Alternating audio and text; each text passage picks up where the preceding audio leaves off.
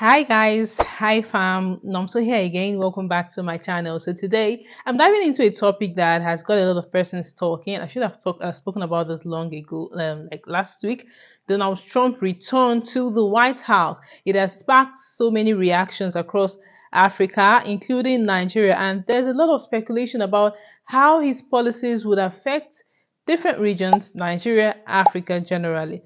Donald Trump's re-election as president of the US makes him the 47th person to hold the position.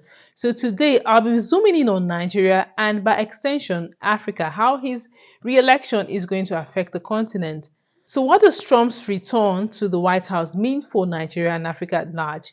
Grab a seat and let's get into it.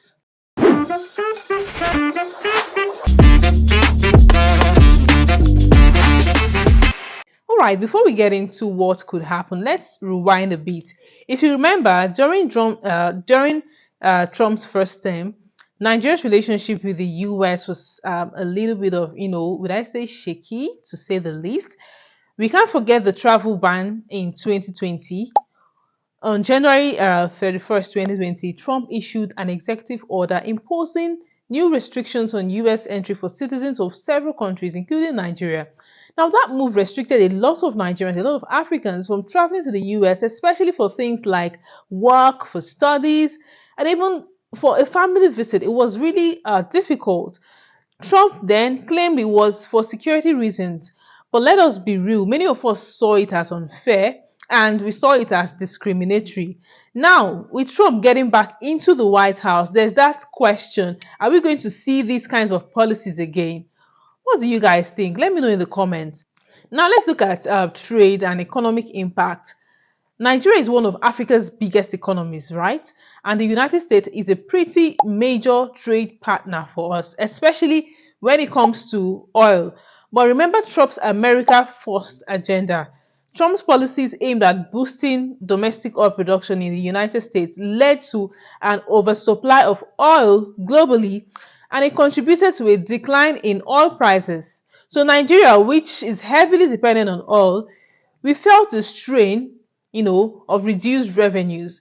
He was all about prioritizing American energy independence. So if he sticks to this again, could this mean less demand for our oil exports? And we all know what that means, less revenue for us, more pressure on the naira.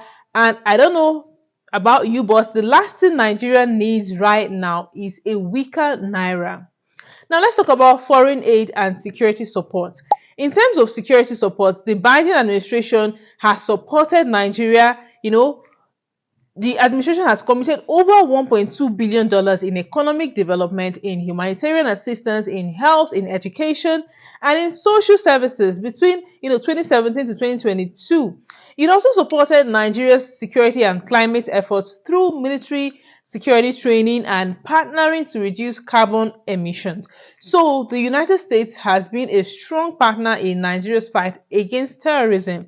Now, Trump's approach during his time, during his first term was more like, we'll sell you weapons, but don't expect much in terms of humanitarian aid.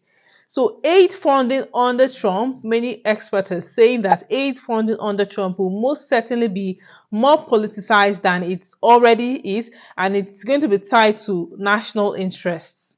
Now, under Trump's administration, under his previous administration, we saw significant cuts in global health initiatives, including funding for programs that address HIV and AIDS, malaria, maternal health across Africa.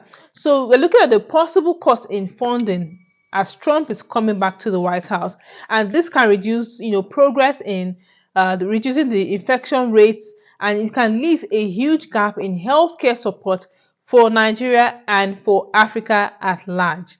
Now, let's talk about immigration worries for Nigerians, for Africans abroad. Let's not forget that our brothers and sisters in the US, the African and Nigerian community there is huge. They contribute so much to sectors like healthcare, they contribute to the tech sector, the academia sector. But we all know Trump's immigration policies are strict.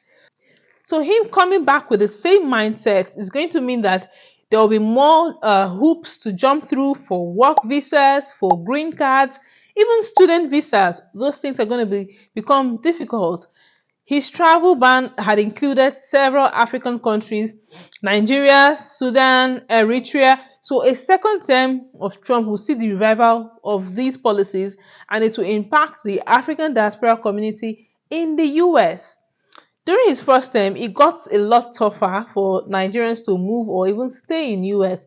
So if you're thinking about studying abroad or working abroad, now Trump's second coming is going to might impact those plans. Then for families trying to reunite with their families in US, it might even be harder. So let me know if you've got a family in the US, if you've got friends in the US, and what exactly they are saying about this. Now let's look at Africa. Let's zoom in, or let me say, okay, let's zoom out and look at the bigger picture. Now, Trump wasn't exactly known for being a fan of Africa, right? In his first term, he seemed more interested in competing with China's influence here than in actually supporting African countries. Let's not forget him describing African countries as S-hole. So we know Trump's focus was actually to counter China's Belt and Road Initiative, which has been making significant invasion into African infrastructure. So Trump's re-election might make us see more of his transactional style, like what's in it for America. So with this, Nigeria and other African countries now, they might end up being in the middle of whatever tug of war it is between the US and China. And then African countries might be pushed to pick a side, which could be tricky, given that many African countries are reliant on Chinese investments. So now the question that should be on our minds as African countries should be asking, how do we prepare? Like, how can we prepare for this? With Trump's win, African nations might need to diversify their international partnerships. They might need to invest more in South-South cooperation with countries like Asia, Latin America, and even within Africa itself, the continent. African countries may also need to strengthen the intra-African trade through initiatives like the African Continental Free Trade Area, that's the AFCFTA. This is, it is time for African countries to rethink their strategy. Africa needs to focus on self-reliance and depend less on, foreign powers. So there you have it, the potential impact of Trump's return to the White House on Africa. It is complex, but it also presents an opportunity for African nations to redefine their global position. So let me know your thoughts in the comments about all of this. As always, don't forget to like, share, and subscribe if you found this video insightful. Until next time, stay informed and stay engaged. I'll see you in my next video. Bye.